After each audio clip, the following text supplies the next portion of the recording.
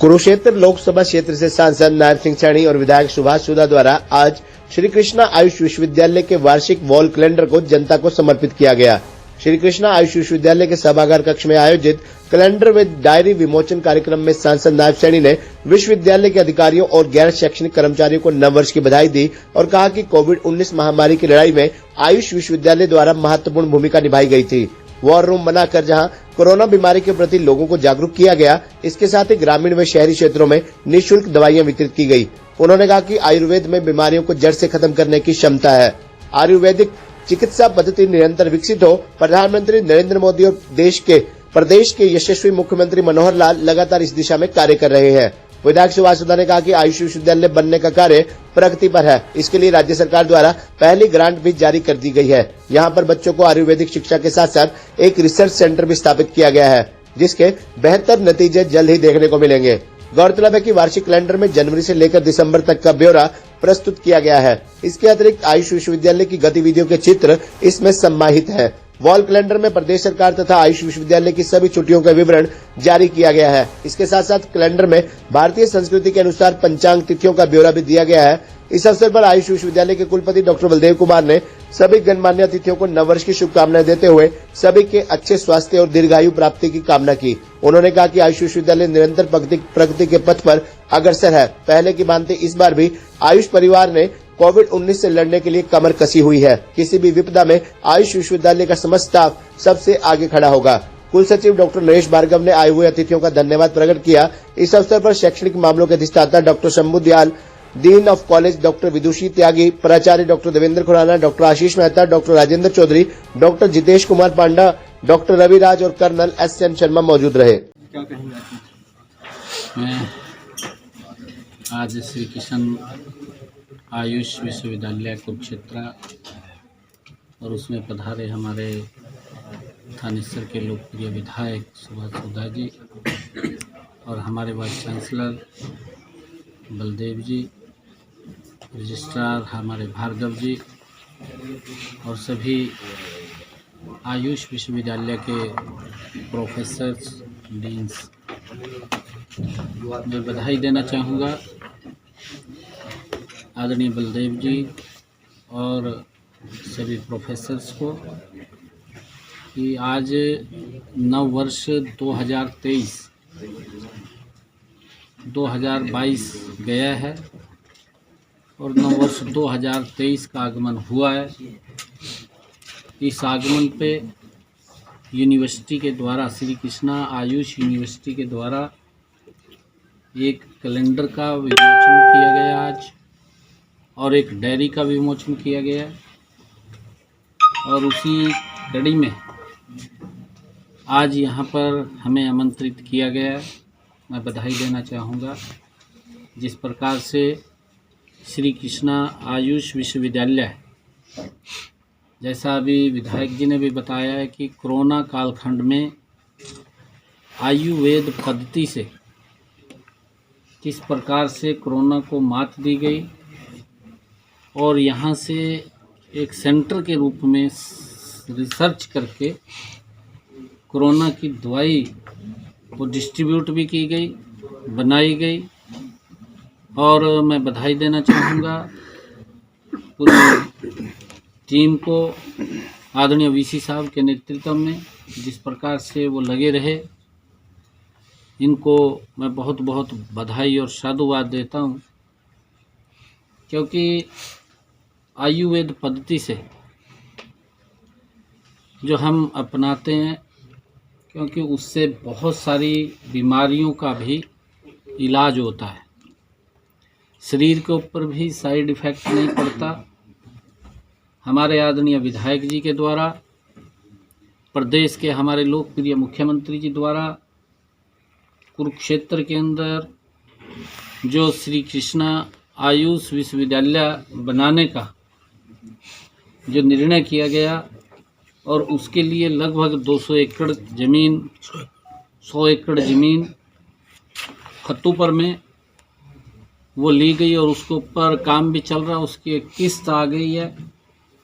जल्दी ही यहाँ पर एक भव्य आयुष विश्वविद्यालय की बिल्डिंग बनेगी, बिल्डिंग नहीं बनेगी, वहाँ पर बच्चे भी एजुकेशन लेंगे।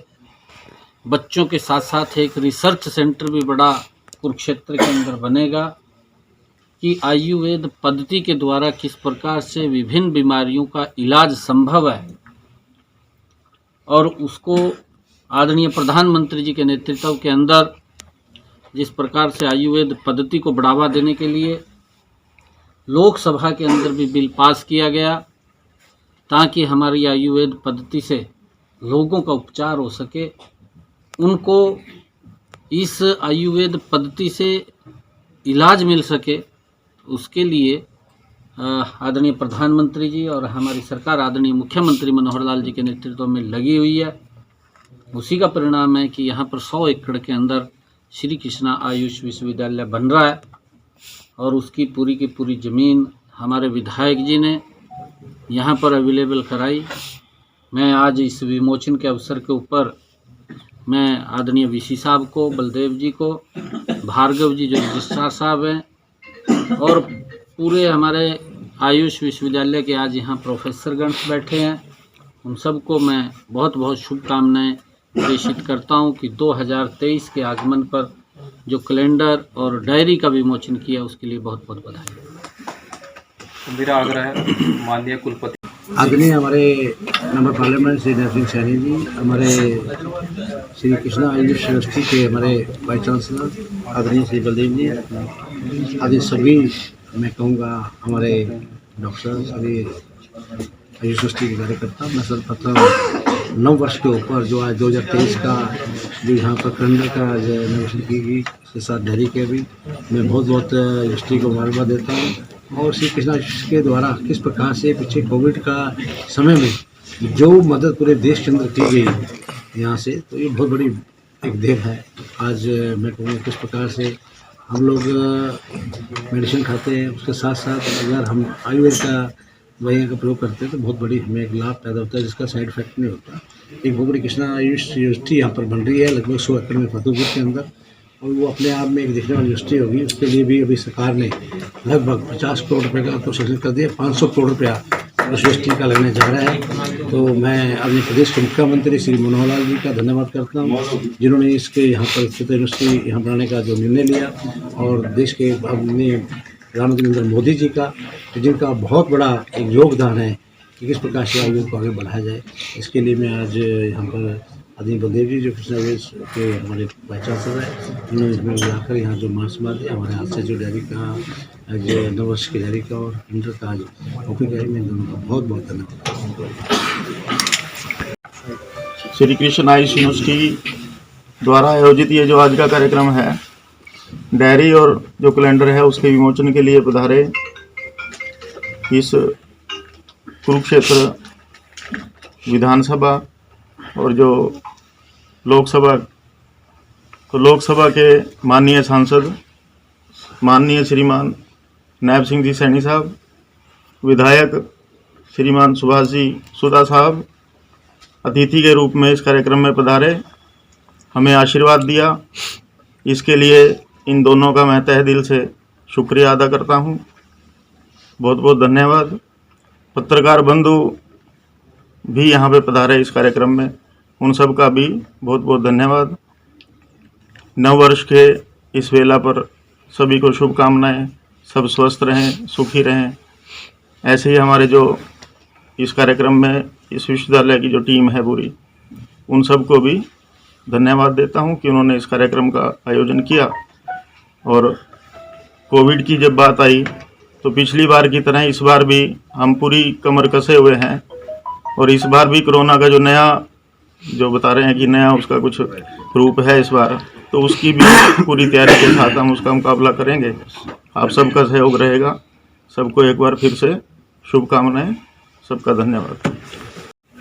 इस वर्ष के कैलेंडर और डायरी के विमोचन के लिए कुरुक्षेत्र लोकसभा के युवा सांसद, सर्व जाति धर्म हर व्यक्ति के प्रिय जनप्रतिनिधि आदरणीय नायब सिंह सैनी जी, थानेसर क्षेत्र के प्रिय जनप्रतिनिधि हमारे एमएलए साहब माननीय सुभाष जी सुधा, इस विश्वविद्यालय परिवार के कुलगुरु माननीय प्रोफेसर बलदेव कुमार जी, विश्वविद्यालय परिवार के सभी सम्मानित अधिकारीगण और लोकतंत्र के चौथे स्तंभ सभी पत्रकार बंधु भगिनी, आज विश्वविद्यालय परिवार में आप हमारे डायरी और कैलेंडर के विमोचन के अवसर पर आप पधारे हैं। आप सभी का हार्दिक धन्यवाद विश्वविद्यालय परिवार की ओर से। इस डायरी और कैलेंडर के विमोचन के इस अवसर पर ही नहीं, हमें हमेशा ही माननीय सांसद महोदय और एमएलए महोदय का मार्गदर्शन और आशीर्वाद हर कार्य के लिए मिलता रहता है, प्रेरणा मिलती रहती है। और हरियाणा सरकार की ओर से भी, जैसे अभी कुलपति महोदय जी ने बताया कि जब दिशा निर्देश मिला कि नए वेरिएंट के कारण एक बार पुनः कोरोना का इन्फेक्शन स्प्रेड हो सकता है, तो उसके लिए तैयारी रखें।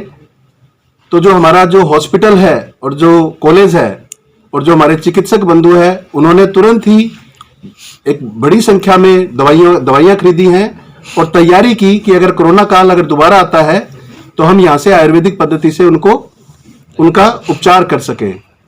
इसके साथ ही जो सांसद महोदय, विधायक महोदय जी और कुलपति महोदय जी की प्रेरणा से जो हमारे नए भवन का परिसर बनेगा, उसके अंदर जो योग के लिए एक भव्य अनूठा, इससे पूर्व में पांडिचेरी में ही इतना बड़ा एक भव्य सभागार है, एक हॉल है जिसके अंदर 2000 लोग एक साथ बैठकर योग साधना कर सकते हैं।